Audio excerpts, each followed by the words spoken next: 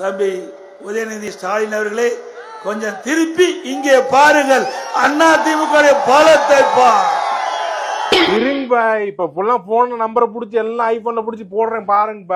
அதிமுகவோட ஒருங்கிணைப்பாளர் மற்றும் பொதுச் செயலாளராக எடப்பாடி பழனிசாமி வந்த காலத்துல இருந்தே வரிசையா அந்த கட்சி தோல்விகளை தழுவிட்டு வருது. அதன்படி 2017 ஆண்டு ஆர்கே நகர் இடைத்தேர்தல், 2019 ஆண்டு நாடாளுமன்ற தேர்தல், அதே ஆண்டு 22 சட்டசபை தொகுதிகளோட இடைத்தேர்தல், 2020 ஊரக உள்ளாட்சி தேர்தல், 2021 சட்டசபை தேர்தல், 2021 ஆண்டு நடந்த 9 மாவட்ட ஊரக உள்ளாட்சி தேர்தல், 2022 ஆண்டு நகர்ப்புற உள்ளாட்சி தேர்தல், 2023 ஆண்டு ஈரோடு கிழக்கு இடைத்தேர்தல், 2020 நடந்த கன்னியாகுமரி லோக்சபா இடைத்தேர்தல்னு மொத்தம் வரிசையா 10 தேர்தல்கள்ல அதிமுக தோல்வி அடைஞ்சிருக்கு.